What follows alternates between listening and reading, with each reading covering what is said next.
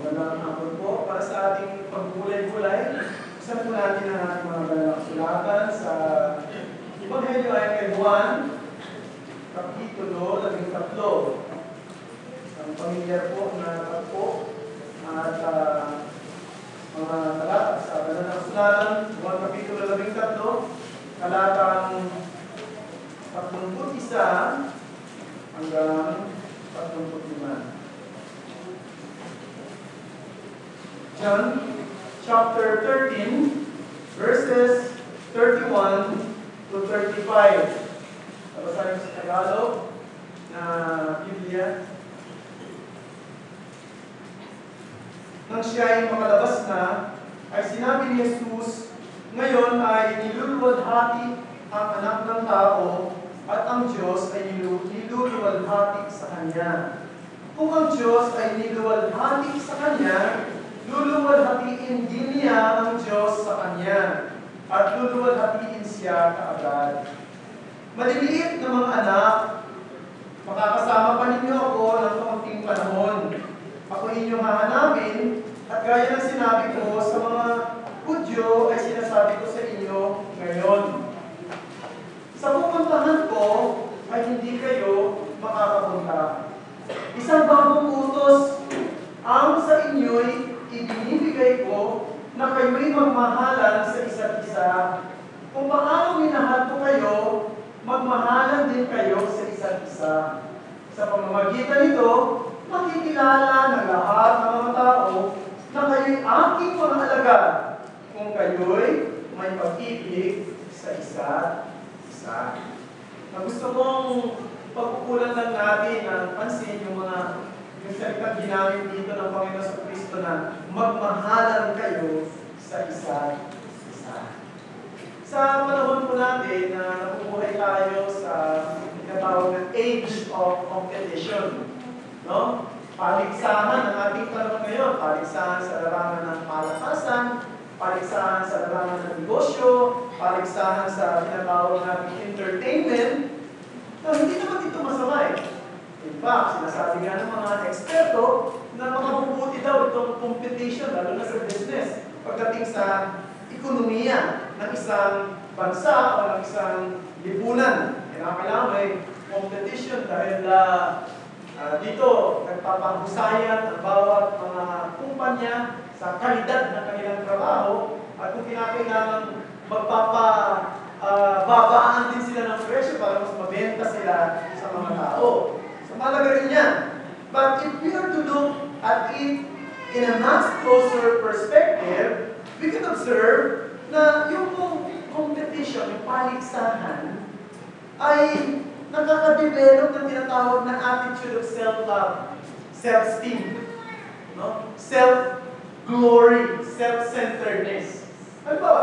Di ba? Katulad sa sports, no? Sinasabi nila, ito yung paraan para tayo magkaisa, magsama-sama. Pero minsan, pumapansin mo, di ba? Yung sports, nagiging daan din ng away. Nagiging daan din ng pagkakaunawaan. No?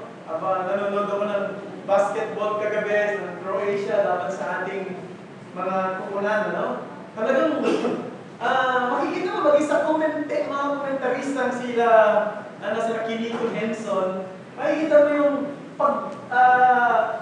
pagsansana rin nila doon sa kupunan ng Croatia. Napaka-reklamador itong player na ito. Nakakita mo. Yung sense of friendship, parang mawawala rin eh. Kasi pagmamahal sa sarili, pagmamahal sa pangsariling kalwalhatian o kagalingan, yan ang nakikita. No?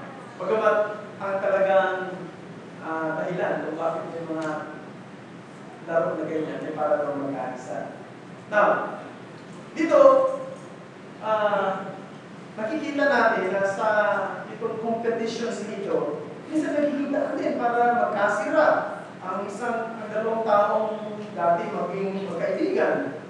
At kung ang mamanampalataya ni Kristo hindi magiging maingat, nababantayan ang kanilang mga puso, itong ugaling ito ay pwede rin matranslate maging sa ating community. Dito sa church, maging sa SDCC, to the point of forgetting ang isa sa pinakamahalagang duty natin ay magmahalan sa isa't isa.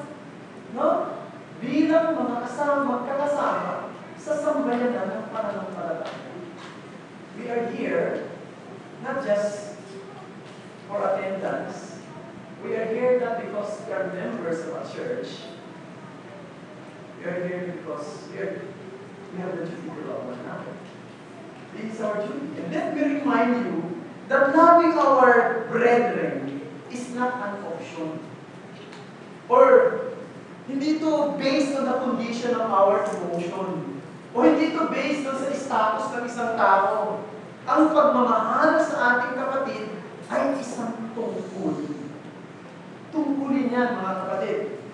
Kaya nga, kung tungkulin yan, dapat natin itong pagtrabahuan, dapat natin hangarin na gawin, dapat natin turuan ang sarili natin na mahalin ang ating mga kapatid. Kahit na yung mga kapatid natin, sa tingin natin, ay mahirap na. We have to teach ourselves to do it. No, hindi madaling trabaho yan. No? There is much of self-denial that is involved in it. When you love your brother in the Lord, you have to deny yourself. Sabihan mo ang sarili mo. No? Merong term ng mga Puritan, there is much mortification involved. When you love your brother, and when you love your sister in Christ. Because marami pang mga natitirang kasalanan dito sa puso natin. No? Marami pa. At madalas itong mga kasalanan natitira sa puso natin, ito yung mga kasalanan ang hinahangad ay mahalin natin yung makakabuti at makakapagbigay pakinabang lang sa atin. At hindi sa iba. At dito sa mga talata na binasa natin ngayon, ang context po nito, ang Panginoong sa Kristo, kasama niya yung 11 alagad. Kasi nung makakatawa ito si Judas po ay nagsisimula ng mga bulas. Kaya wala na po siya at nakikipagkasundo na siya. At noong panahon, wala ang isa sa kanila, ang Panginoon sa Kristo kasama niya 11 alagad, binuksan ni Jesus ang kanyang puso sa kanila. No? The Lord opens His heart to them more fully than He had ever done before. No? Nagbigay siya rito ng mga salita na hindi lang masasabi natin madamdamin, hindi mga matatayog ng mga salita. Tulad ng sinabi niya rito sa talata 31 ng nang siya'y makalabas na, ay sinabi ni Jesus, ngayon, niluluwalhati ang anak ng tao at ang Diyos ay niluluwalhati sa Kanya. Yung salita niya, napakatayo yung salita niya. Huh? Tapos si Jesus po ay naluwalhati na sa maraming pagkakataon. Halimbawa, nung siya gumawa ng mga himala, naluwalhati siya. Di ba? Nung nagpagaling siya ng mga karamdaman, naluwalhati siya. Nung nagpalaya siya ng mga demonyo, naluwalhati siya. Nung bumuhay siya ng patay, naluwalhati siya. Sa mga pangangaral na kanyang ginagawa, sa loob ng sinagoga, sa labas ng sinagoga, lahat ng yan, naluluwalhati siya. Pero iba itong pagluluwalhati sa kanya sa pagkakataong ito. Siya ay luluwalhatiin sa pamamagitan ng kanyang paghihirap. He will be glorified through His sufferings. At gaano katayo at gaano kahalaga na maluwalhati si Jesus sa pamamagitan ng kanyang pagdurusa. Dito sa kanyang pagdurusa, ang hustisya ng Diyos ay mabibigyan ng kasiyahan, ang kabanalan ng Diyos ay maitatanghal, at ang pag-ibig ng Diyos ay lalong magniningning. No? Kaya nga masasabi natin na ang pinakamahalagang pagpapahayag ng pag-ibig ng Diyos ay ng kanyang ibigay ang kanyang anak para mamatay sa mga makasalanan. So dito sa mga talata na binasa natin, hindi ini-encourage o hindi hinahamon ni Jesus ang kanyang mga alagad na magmahanap. Kundi sinasabi niya, tungkulin ito. Inuutusan niya sila. It is your duty to love your brother. No? Mahalaga itong duty na ito. Kaya pwede kong sabihin na pinaka-thesis, na siguro sabihin natin, pinaka-fundamental point ng mga talatang binasa natin na ito. The fundamental duty, our overarching and fundamental duty with respect to our brother is to love one another. Ang ating pangunahing tungkulin sa ating mga kapatid ay mahalin sila. Mahalin ang isa't isa. Tatlong observation. First, the unique character of this duty. The unique character of this duty. Pansinin natin yung sinabi dito ng Panginoong Kristo sa talatang 34. Isang bagong utos ang sa inyo'y ibinibigay ko. Kayo'y magmahalan sa isa't isa. Now, very unique yung character ng duty na ito. The duty to love one another is very unique in its character. Why? So niya, ito'y bagong utos. Now, ang tanong siguro ay, yung bang utos na magmahalan sa isa't isa ay bago na ba talaga? Bago na ba ito? Ang katotohanan, sa lumang tipan pa lang, inuutusan na tayo. Ay, hindi tayo, kundi yung mga Israelita. Inuutusan na sila na magmahalan sa isa't isa. Diba? Leviticus 19:18. Halimbawa, sabi doon, you shall love your neighbor as yourself. So this is an old command. Hindi ito isang bagong utos. Pero bakit sinabi ni Jesus sa pagkakataon ito na isang bagong utos ang binibigay ko sa inyo? Magmahalan kayo sa isa't isa. Bago nga ba ito talaga? Pero bakit sabi doon sa Leviticus, magmahalan na kayo tulad ng pagmamahal ko sa inyo? At doon sa Matthew chapter 22, verses 37 to 14, nung isummarize ng Panginoon Kristo yung Ten Commandments, ano sabi niya? Meron lang daw dalawang utos na kung saan nandoon nakasalalay ang batas at ng mga sinasabi ng mga propeta. Ano yun? Mahalin mo ang Panginoon mong Diyos ng buong puso mo, ng buong kalma, ng buong pag-isip, ng buong lakas. Mahalin mo ang iyong kapwa gaya ng iyong sarili. So yung pong Ten Commandments, ito sasabi na mahalin natin ang ating kapwa. Especially yung mula sa talatang 5 hanggang doon sa utos, ika-5 utos hanggang doon sa ika-10 utos. Now, bakit sinabi ni Jesus na ito'y bago? Now, gusto ko na tingnan natin yung gamit ng salitang bago. Kasi po sa wikang Griego, pag ginamit yung salitang bago or new, dalawa po ang klase ng gamit niyan. No? Medyo technical lang yung sasabihin ko sa inyo. Di ba? Yung pong salitang new sa wikang Griego ay dalawa po ang salita. Yung pong neos, yan po ay new pag itinranslate din sa English. Pero pag sinabing neos, ito po ay new in respect of time. Bago pagdating sa usapin ng panahon, in respect of time. Ang ginamit na salita rito ay hindi neos, kundi kainos. Yung salitang kainos ay new in respect to its character. No? So ito isang bagong utos in its quality, in its kind, and in its character. Hindi sa panahon, hindi sa time, kundi sa kanyang character, sa kanyang quality. Now, in what sense? Unang-una mga kapatid, it is new in view of the establishment of the new covenant. Ibig sabihin, noong sabihin ng Panginoong Kristo, itong utos na ito rin yung panahon na kanyang itinatag ang bagong pakikipagtipan ng Diyos. Tanda natin, dahil Brother Froilan na kanina doon sa Sunday School, na ang Diyos ay nakikipag-ugnay sa kanyang mga tao sa pamamagitan ng tipan. No? Ganun ang ugnayan ng Panginoong Diyos mula pa noon. Kaya sinasabi na ang mga reform ay mga covenantal. Because we believe that God relates to His people via covenants. Sa pamamagitan ng tipan. Nakikipagtipan siya, nakikipagtipanan siya sa mga tao. At maraming tipan, mula pa sa lumang tipan, no? Nagsimula ang tipan, kung hindi man pinagkit ng Derek sa Genesis, pero alam din natin na yung kung nangyari sa halaman ng Eden ay isang tipan.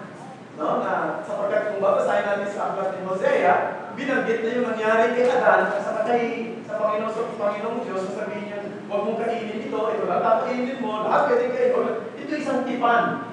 O tinatawag nila Adamic covenant, no? Or covenant of works, sabi ng mga teologo. Pero, meron pang tipan na susunod. Yung tipan kay Noah, tipan kay Abraham, tipan kay Moses, tipan kay David. At ang huling-huling tipan ay ang tipan sa pamamagitan ng ating Panginoong Kristo. Si Kristo ang katuparan ng lahat ng tipan na ginawa sa lumang tipan. At siya ang huling tipan. Nung panahon na kanyang sinasabi ito rin yung panahon na kanyang dinadala ang isang bago at huling tipan na sinasagisagan ng dugo ng kordero. Walang iba kundi ang dugo ng ating Panginoon Kristo. Kaya inaalala natin yan sa pamamagitan ng Lord's Supper, di ba? Sinasabi natin na yung tinatanggap nating saro na may katas na ubas ay simbolo ng dugo ng bagong pakikipagtipan ng Diyos. So, inaalala natin yan sa pamamagitan ng Lord's Supper. At sa lingwahe ng author ng Hebrews chapter 8, verse 6, sinabi niya na itong tipan na ito yung better covenant. The new covenant is the better covenant. Mainam at pinakamainam na tipan. So masasabi natin bago ito sapagkat noong ang Panginoong Kristo ay nagsabi sa amin na magmahalan tayo, kasama niyong dinadala at itinayo ang isang bagong pakikipagtipan sa pamamagitan ng kanyang dugo. Pero hindi lang yun. Ito'y bago, it is new, in a sense that it is illustrated by a new example. Ito ay binibigyang larawan sa pamamagitan ng isang bagong halimbawa. Isipin niyo mga kapatid, nung kausapin ng Panginoon Kristo ang kanyang mga alagad ng oras na ito, no? Nag-uusap sila, ilang oras mula nang sila mag-usap.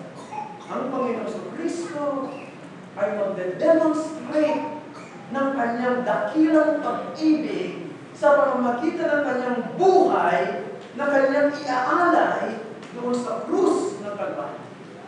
Ang ibig sabihin, ito'y bago dahil ito'y ipakikita niya mismo ngayon.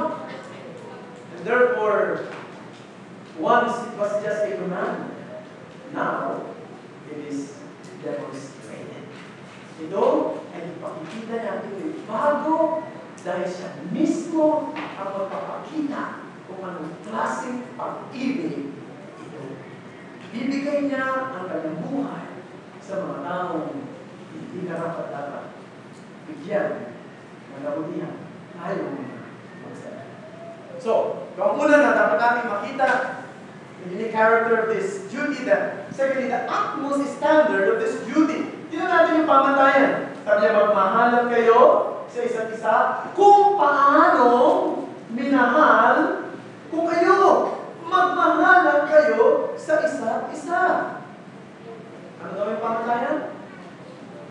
Kung paano minahal. Maraming mga tao sa ating tanong ngayon, minsan, kahit ang mga Kristiyano na, kanilang sinusukat ang pag-ibig ng Diyos sa material at pisikal na pagpapala ng kanilang tinatanggap. Ito pong ganyan kaisipan ay nagbababa ng tunay na diwa ng pag-ibig ng Diyos. Ang pag-ibig ng Diyos ay hindi dapat tingnan bilang isang pababaw na pangalan. No? Huwag nating pababawin ang pag-ibig ng Diyos at ikabit lamang sa mga ordinaryong pangangailangan at suliranin natin. Masigit na matinding problema ang ginagtagpo ng pag-ibig ng Diyos na nakay Kristo Jesus sa atin bilang mga kasalanan. Roma, Kapitulo 5, but God demonstrate His own love toward us, that while we were yet sinners, Christ died for us. Hindi si Kristo namatay sa mga tao dapat. Napag-alaya niya ng kanyang buhay. Wala siya nakita kabutihan sa atin para pag-alaya niya ng kanyang buhay. Totoo, kung titignan ng Diyos kung anong nararapat sa atin, ang nararapat sa atin ay kaparusahan. Kaya masasabi natin na walang puwang at walang lugar na pwede natin ilarawan ang pag-ibig ng Diyos pag-ibig sa kustamang tama. Yan ang pamatayan ng pag-ibig na natin sa ating mga kapatid. Mabigat na. Ha? Madali lang tayo ng isang mainis eh. Ito, minsan, madali rin ang maiinisin ako minsan. Sa mga medyo pasaway, mga kapatiran sa iglesia, bilang pastor, no? Sa loob ng pwede lang magsasalita. Pero pag nababasa ko ito, parang napapahiyarin ako kasi mabigat pala ng recording at pamantayan ng pag-ibig sa ating kapatid. No? Kasi madali yung mga star, mainis, sa ugali, no? Sa, minsan, siguro, hindi natin gusto yung kanyang mukha, hindi natin gusto yung kanyang expression, hindi natin gusto yung kanyang gawin, hindi natin gusto yung kanyang pananalita, yung kanyang tawa.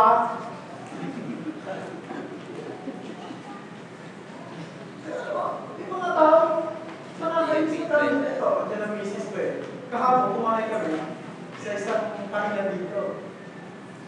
Tapos meron kumakain doon na siguro hindi naman nila napapansin, pero ang nakita talaga ng parang ang pangit ng boses niya. Tapos, pag nagsasalita siya, parang masakit sa tenga. Magkano ba yung kanin dito? Magkano yung kanin dito? Yung ulam, magkano rito? Siya pinapapagin mo sa kanya. Pero hindi ko naman sa kanya eh. Ano pala? No? Okay, siguro yung tendera, napikon. Paano ang tendera na? Madalas ko namang nakatagal na kami kumakain din ng isis ko rin. Sabi na tendera. Ano na? I-boss naman mo ninyo. Huwag okay kayo magsalita. Ang creation. Saan ba yung mga boses na? Kasi napapansin ko sa kanya, parang normal na siya magsalita, pero pag hindi, pagka nagsasalita siya, bakit? Ang dating. Hindi na nagawa siya. Magkano kanin dito? Ano ba yung kanin? Magkano kanin dito? Magkano nga? Ha? Kasi matarang, hindi naman siya, diba? Yung mga kumakain doon, mga ordinaryong tao din. Nandun lang nagtatrabaho sa kabila, tindera din. Pero parang yung sinasabi na yung babae yung tindera na din, hindi yan pa nga. Gusto ko sana kausapin siya, kaya baka mawala ko sa sa'yo.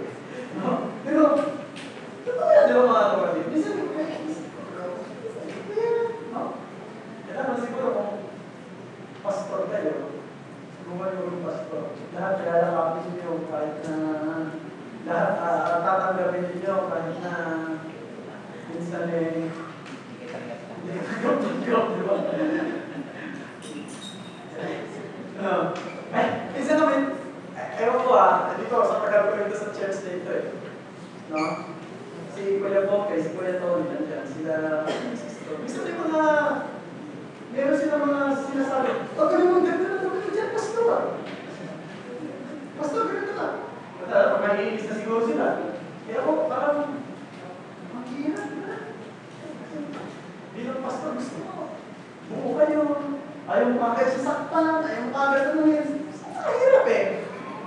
At, ang totoo lang, parang hindi lang yung mahirap gawin. Pero yung pamatayan pa nga na hinihingi, pag hindi ko kulang pa, doon sa damdamin ng isang pastor eh. Kasi sabi rito, mahalin ninyo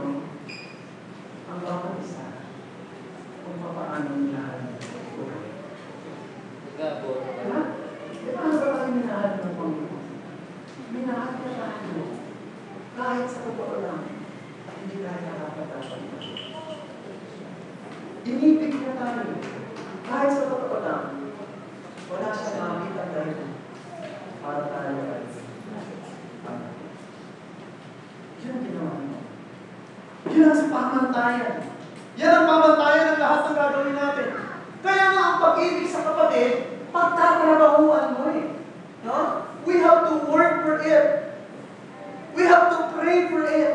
We have to ask the mercy of God para magawa natin ito. Unless we do it, this duty cannot be performed well.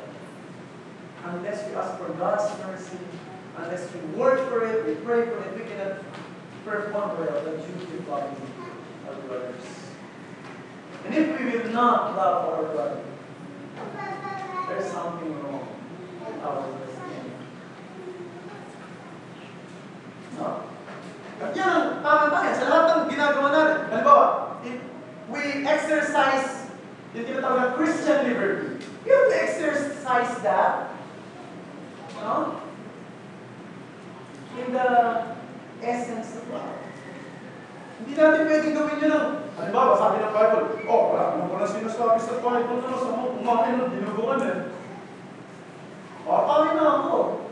Na kahit na, alam ko, yung iba rito, medyo, sa tingin nila, parang hindi pa sila handa na natanggapin yun, sa harapan kanila, o-order ka. No? Hindi. Dahil sa pag-ibig mo sa kapatid, huwag ka na muna kumain mo. No? Huwag lang siya masaktan, no? Di ba? Sa 1 Corinthians chapter 8, verse 2, makikita na. Marami mo ito. The utmost standard of this duty is what Christ has done for us. And number 3, the last. The ultimate impact of this duty when obeyed. Anong sabi doon? Sa talata 35. Sa pamamagitan nito, makikilala ng lahat ng mga tao na kayo aking mga alagad kung kayo'y may pag-ibig sa isa't isa. Ang pag-ibig, ang pinakadakilang katangian at tumatangi sa mga alagad ni Jesus. Let us note, brethren, na the Lord does not name gifts or miracles, intellectual attainments as the evidence of discipleship. Hindi yung mga kaloob mo, hindi yung mga kahusayan mo sa pagtuturo, pagpapaliwanag ng salita, ang ebidensya ng magiging alagad, kundi yung pag-ibig mo sa iyong mga kapatid. Yung pagpapatawad natin sa isa't isa, yung pangangalaga natin sa isa't isa, at yung pagtulong natin sa isa't isa. This is the very character of the early church in Acts chapter 2, verses 45 to 47. Kasi buksan ko natin. Acts chapter 2, verses 45 to 47. Yan po yung character ng unang iglesia. Sa lumang bagong liman. 45 to 47. Verse 44, at ang lahat ng mga mananampalataya ay magkakasama at ang kanilang alarian ay para sa lahat. Ipinagbila nila ang kanilang mga ari-arian at ang mga kayamanan ipinamahagi sa lahat ayon sa pangangailangan ng bawat isa. Araw-araw, habang sila magkakasama sa templo, sila nagpuputol-putol ng tinapay sa bahay-bahay, nasasalo-salo na may galak at tapat na puso. Verse 47, na nagpupuri sa Diyos at nagtatabog ng lubod sa lahat ng tao at idinaragdag sa kanila ng Panginoon araw-araw ang mga naliligtas. Kita niyo mga kapatid? Bakit? Ano ang nagbigay lubod? Paano na tawag nito na naakit o nakatawag pansin ang iglesia nito sa paningin ng mga tao sa kapaligiran. Ang nakatawag pansin sa kanila ay hindi yung kanilang mga church, hindi yung kanilang lively worship, hindi yung kanilang attractive buildings, wala pa silang building noon, kundi yung kanilang pagmamalasakit sa isa't isa. Diba? Nakita niyo ito? Nagtutulungan sila. Nagmamalasakit sa isa't isa. Ang pag-ibig nila sa isa't isa ay isang matahimik na nangungusap sa mga di mananampalataya sa labas ng iglesia. Malungkot po sa ganoon natin ngayon, hindi kumapangit ang reputasyon ng mga Christian churches. No? Maraming mga churches ngayon gumagawa ng damage in terms of reputation sa mata ng maraming mga hindi Kristiyano. Bakit? Because they are preoccupied with techniques. How to make the church grow. No? Tingin nila irrelevant na yung mga dating pamamaraan. They have to attract people by their programs, by their tawag dito, sound system, and many other else. Pero sa aming palagay mga kapatid, ang pinaka-bisang paraan pa rin para maakit ang mga tao sa kapaligiran ay yung makita sa atin na tayo ng mamahal. Amen ba? Di ba kayo marunong mag-amen? Amen. Yun pa rin ang pinakamagisang paraan, mga kapatid. No? Hindi yung ganda ng gusali. Hindi yung architecture ng isang gusali. Naluluma yun. No, mga kapatid. Pero yung pag-ibig, pagmamahalan, yun ay isang malakas na atraksyon sa tao sa kapaligiran para masabi nga nilang narito ang Diyos kasama na. Yan dapat natin pagkabawalan. Yan ang dapat natin gawin. No? So, siguro sa pagkatapos, kung tayo po ay talagang tapat sa sarili natin, may masasabi nito na meron na ganitong klase ng hangarin na magmahal sa isa't isa, sa mga kapatiran sa iglesia. Siguro na natin palawakin pa. Kasi masyadong malaki ang community ng ebanghelikong Kristiyano maaaring dito sa ating bansa. Siguro dito naman sa atin, sa SGCC. Let's start in our own community. Of course, we have to love other churches. We have to be concerned sa kingdom ng Panginoon. No?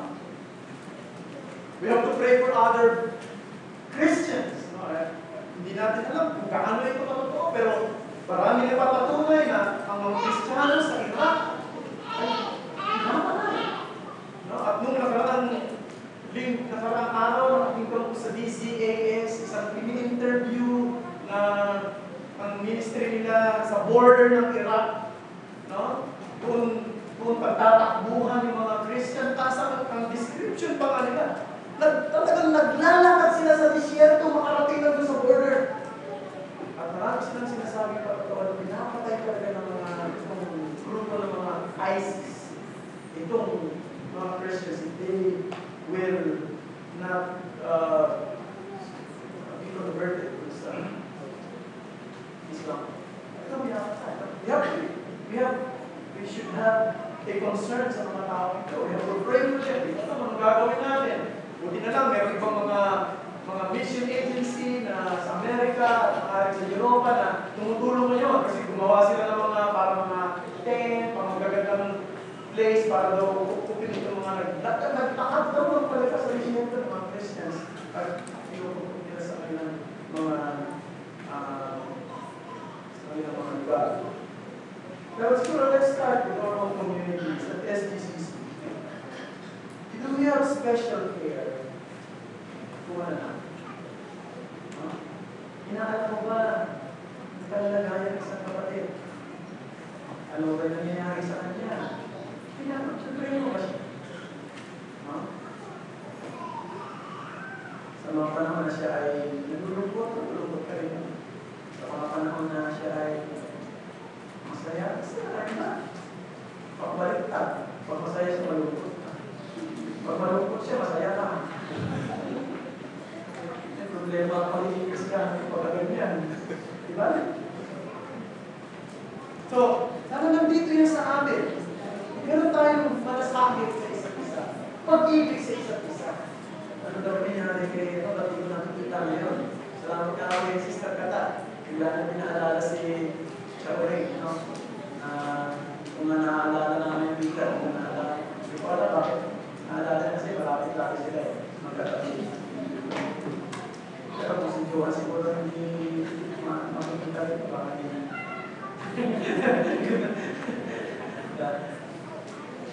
Hahanapin ko rin ba si Johan?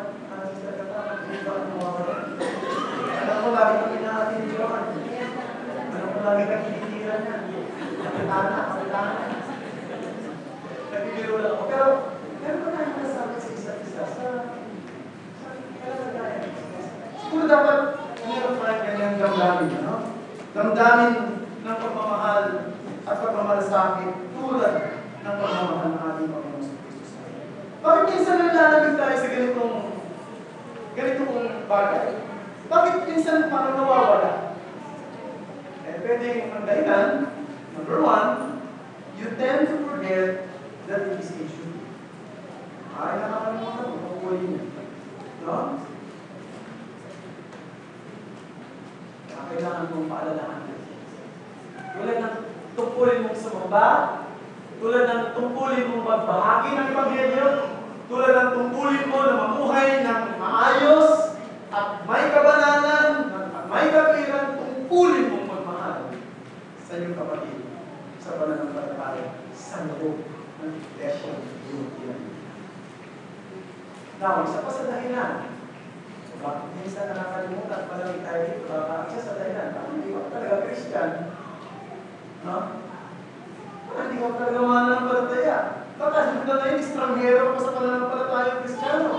Kasi, kung hindi ka Christian, hindi mo naranasan ang saving love of God through Jesus Christ. Hindi mo naranasan kung bakit ang inibig ng Diyos sa pamamagitan ng kanyang anak. At kung hindi mo naranasan yan, hindi naging malalim sa iyo yan, ay wala ka talagang may papahayag ng pag-ibig sa iyo. May sa bagay mo isipan mo. Isip na talaga ako. Bakit parang wala akong pagmamahal sa aking kapatid na mahal ko lang sarili ko. At mahal ko lang yung mga tao na may kaugnayan sa akin at hindi mga kapatiran ko. Bakit hindi ka pakistan? Lagi ibigay sa atin yung iba ni Brother Troy lang naman sa Sunday School. Ang ugnayan natin sa isa't isa ay hindi dugo at taman, kundi sa dugo ng Kordero ng Diyos. Kaya meron tayo damdamin sa isa't isa. Panalangin natin. Remember, it's our duty to love one another. Panginoon,